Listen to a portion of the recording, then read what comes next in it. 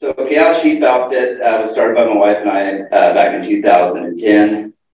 We started with a few sheep and an idea of grazing vineyards. What we kind of started in, and from there, kind of vineyard owners own pear orchards, and they had open spaces, and then they have wineries, then they have value that they need to start working with, and then they have open spaces. And that kind of cascaded into what we have now. My wife and I run about 3,000 commercial ewes. We have a small feedstock thing with black-faced sheep that we've had in the family for 3 generations. And we work Mendocino, Lake, Colusa, Napa, Sonoma counties, kind of in the northern area. And we do a lot of relationship work, I would say. We run about 20,000 sheep in vineyards. We only own about 3,000 of them, so we manage a lot for other people. We work very well. We try to work. We don't work very well. We really try to work with other people, and then provide a feed source for their animals when they don't have feed, and then therefore we'll trade sheep back and forth. So my sheep go up to Northern California, Modoc, and Shasta counties, Siskiyou and Shasta counties during some time of the year, and then I trade those sheep back and I take his sheep in when that happens. We've been doing that for quite some time, and we've kind of added a couple of more people we work with over the years, and we've got 10 H2A workers that work for us. One domestic worker, 2 domestic workers now. Not all of our H2A guys are from Peru. We've had a guy from Mongolia, a lady from Peru, a guy from New Zealand currently, and we've tried a couple of people from South Africa, but have had a tough time with paperwork and the stuff. Currently with Peru, some of the things we're facing is they're kind of going through a coup or a revolution in Peru right now. Things are pretty dicey. My guys really don't want to go home anymore. They're worried about getting paperwork to come back. So anybody that's coming towards the end of their contract is getting really nervous about whether their paperwork is going to make it back in time. We had the same problems during COVID. We had employees that were staying for over 6 to 9 months in Peru past their time to come back for arrival. So if you can imagine running a whole bunch of sheep with a third of the employees, it was a lot of fun. But we struggle through a few things. One of the things I'm worried about kind of going forward is the wage increase. We just lost the court case with the California wool growers with the Department of Labor. And this is where I'm going to talk about the future. So I was making a joke with my kids. Anyway, the movie Lion King, and the lion's running around and he gets whacked in the head by the monkey, and he says, "What's the matter?" He says, "It hurts." He says, "But it's the past. What are you going to do about it?" So my theory is, it's like, just keep looking forward. What do you see coming forward? And how do you manage those things? And I'll be honest with you, I don't know how to take the second oldest profession in the world and move it into a modern age. So I'm really struggling with that. I was talking to Bianca in the back. And I try a lot of things. But it's learning from the past in what worked in the past and what might work in the future. And those balances, and I don't know quite what we're going to do there. We're trying a few different things. We've tried to bring in people from different countries, from Peru, to try those things out. I think we're going to re-attempt the South African stuff. I've got friends that do domestic, more domestic stuff, but I don't think that's a big enough pipeline to get people out in the field to actually manage animals is what's needed. I was working with UC Davis at a workshop last spring about cover crop management in California. And if 10% of the row crop farmers planted a cover crop, how many animals would that mean to make that into manure so you didn't keep using tractors? It's unfathomable the amount of animals you need, right? So like if we go back to putting animals in places that haven't been in a long time, where's the pipeline? How's that going to work to get the labor to where it needs to be? And we've continued to try, Rick Stock from Spirit Farms got a really good saying: fail fast, fail often, fail forward.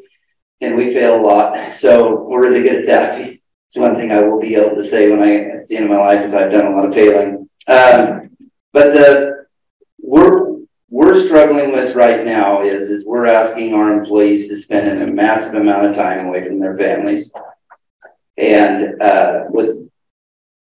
with little chances of getting things corrected going forward. So what I'm saying is that when the H2A program started back in the, let's go to the past, you could get your families in, and the families could be here with you while you're working here. And there was some easier ways, and it was also a path to citizenship for a lot of people from the Basque Country, the region, Spain and France. And most of the herders that came over at that time ended up owning outfits and taking things over. And we just haven't seen that in the last 20 years. And so that's part of our past I think we kind of need to correct. And I don't know how to do that, but we're constantly working on those or some of the issues. The cost of labor is going to, I think, push back on a lot of the growth that we've seen in our industry over the contract grazing stuff over the next 2 to 3 years. Once we're at $4,800 a month for our H2A employees, we're going to have to pass those costs on to people. And so that's going to limit the people. So instead of private entities working with us, I think we're going to have to start really leaning on public partners because they're the only ones that are going to be able to afford our services. And grants, we're going to have to be working with like CAL FIRE and a few of these other outfits and working with how to, minimize the growth expenditures on labor and get that negated by either cost increase or some. One of the things we're kind of focusing on, and we're working with 2 of our customers that will use our grazing services, building permanent fence. Okay, so let's spend $10,000 a year on permanent fence. So if I've got a budget of so much money per year I can spend on labor, I've got to take labor away, which is people. So let's put fence in now, and let's pretend like we're spending $4,800 a month on our labor now and put permanent fence in.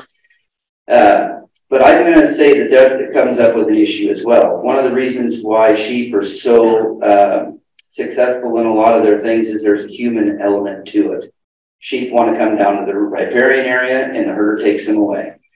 And when you work about the predator issues, the herder is there to make sure the predator is away. When we're out on our BLM in the rangeland, we night pen them at night and let them go at daylight. And if we start doing permanent fencing, what are we going to do for predator management?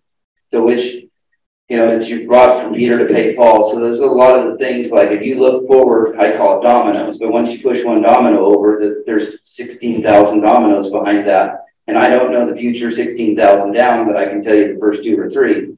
So labor-wise, we have a lot of issues to fix in a hurry. Our industry is aging. And I think there's a future. It's really bright, but it's going to take some really interesting thought processes that I haven't quite figured out yet. It's pretty daunting, in all honesty, talking to the older guys in our industry that are just kind of teetering out of business, and where are those animals going to go? Has anybody got any questions?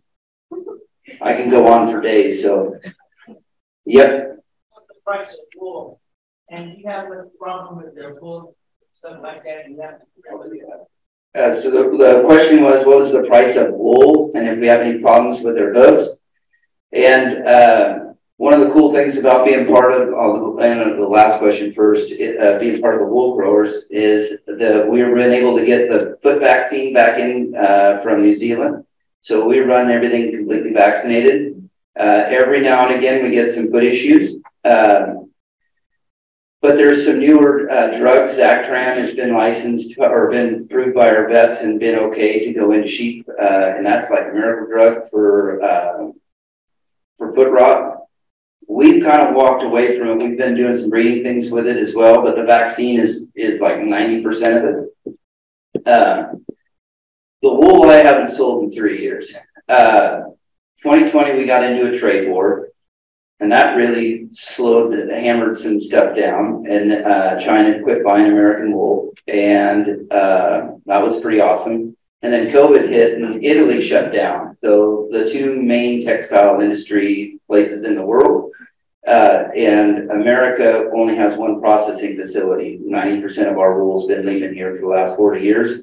So it's bottlenecked a lot of stuff, and wool has been one of the things. One of the things I do, because I work with so many people, is we move a lot of people's wool to Utah Wool Marketing.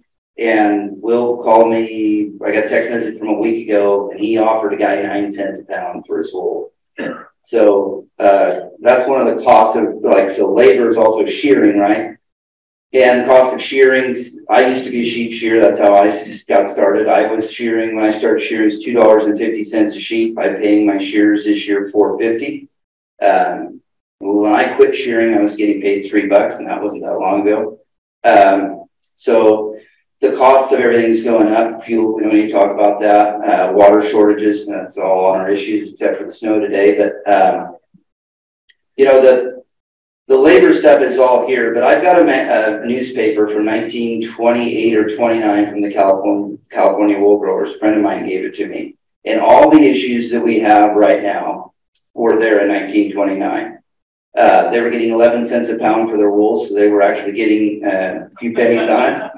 But there's some of the issues, and I think as an industry, in the past, with the wool, we really banked on getting free government money. And when that went into the general fund, we didn't have a solution where to go with all of our wool. And so we fought dearly to keep a hold of that government money instead of spending every penny we had on developing a market for our wool. And I think one of the paradigms that we've got to grasp as a small industry now, because we're really a niche industry, we're not you know, I don't think we're ever going to be traded on the stock exchange. So even in Chicago. So we've really got to focus in on how we market our stuff, and every penny we have, it goes in a direction that's pushing our stuff forward. Ready?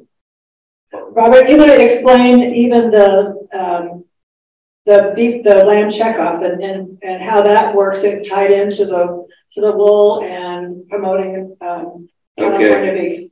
It's lamb. So the California Sheep Commission takes I think it's like takes a certain percentage of our money out of our wool check, and then uses that to market California lamb, and they're going bankrupt currently because of nobody's selling any wool. So our whole sheep commissions run off of dollars or levied by our wool sales, and nobody's selling any wool. In fact, I was talking to another lamb producer, and he had to write a check. So usually they deduct it out of your sales. So like, you know, you get a $10,000 check, say $1,700 goes over to the sheep commission. His check for his wool didn't cover his sheep commission bill. So there's some issues. Now I'm going to say this. I think there's a lot of opportunity. I'm not losing my wool sheep. I know there's a lot of people in here that run hair sheep. I believe that an animal that can use cellulose to grow meat and fiber is the most beautiful thing in the world. So I'm not changing one of my things, and this is also going to be something I learned from the past. Australia and the United States both fought with the wool fall off out of the 80s and 90s. America, for the most part, gave up on wool. I mean, just gave up on it. And in Australia, it was religion to them, and they didn't veer away from it. And when we were getting 50 cents, they were getting $5. Today, their wool's still selling for $10, $15 a pound. But they demanded perfection from day one. They never deviated away from it. And so I believe that that's the route we're going to take. We're going to raise a really high quality fiber, and we're going to put it up correctly, and we will find the market. People in the world will want to use our wool. We currently don't know who they are, but I am desperately looking for them. Bush here. Robert, it's so great to have you up here. He's one of my dearest friends and comrade sheepmen. So the labor issue, we talk a lot about this in our field, and you know, I love how you pose things, but I heard a lot of bummer things. And I like to think, what opportunities are here right now from the challenges we see in a broken labor system in not just the sheep industry, but in agriculture? And this is a comment as well as a question, because I know you're going to have a lot to say about this one. I think we're at a cool moment with CAL FIRE recognizing funding needs to go into these projects, but how is it going to work? Not just good for the land and good for the people, but good for the agricultural economy that is also a land stewardship economy. That means people need to get paid well, and it shouldn't be the operator and the people that work for the operator that get smushed on the cost price. That needs to be picked up by the state, and that needs to be picked up by all public and private agencies who want to deploy this really important work. So if we're going to have domestic labor, right, we're going to need to pay salaries that are likened to other salaries out there. We just won't have people come into this work. So what do we need? We need training. We need vocational training that will ready folks so it's not super expensive to have somebody come and train and then, you know, leave after 6 months of trying to get them to speed. So that's my little rant. But I want to say, what are the opportunities that we have right now, especially in light of grant funding coming from CAL FIRE? You're going to get me in a lot of trouble. I agree. I think opportunity-wise, this is like we're almost going to find a land. Like Eldorado's right here. One of the things about paying our guys $4,800 a month is we're never going to have another guy jump ever again. Like, let's be honest. If you're getting $4,800 a month from anybody working, why would you leave that job? Now, I also think it's a highly specialized job, and these guys shouldn't be classified as unskilled labor. These guys are massively skilled. They can train dogs to speak 2 languages, and I'm being serious. And they're in charge of of the thousands of animals daily. They're half of a veterinarian. So I wasn't supposed to say anything about this because my wife is going to kill me, but I really think that the more money thing is going to benefit us, but it's going to hurt. We're going to have an easier time retaining employees. Part of our problems in the past, I think, was our wages weren't high enough. But I think we're going to go way past high enough. I think there was a happy medium and we went right by it, but and now there's going to be no room for growth. So you're taking the ceiling away. So, one of the opportunities I like is you tell me that this is where I get to start and this is where I can go, but that's just who I am. So there's some issues in there, but I think opportunity-wise, she's right. I think getting a training program put together for domestic labor, because that's the one thing domestic labor can't figure out, is you just too much time to get them up and going. And the H-2A program, you get somebody for 3 years. And the first year is a loss. The second year, you're kind of figuring it out. And the third year, you finally make the money back up from your first year, and you do whatever you can to get that employee back. So if we can figure the training part out, I think you're like really lots of opportunity. And I'm got to go. I really appreciate your guys' time. If you have any questions, email. I really appreciate it. Thanks for letting me speak. And yeah, I'm going to get back to Paul. Thank you so much, Robert. And kids, your dad just did an awesome job of explaining something that was really complicated to a whole bunch of people. And so all the way home, say, thanks, Dad. That was just really great. Because it was.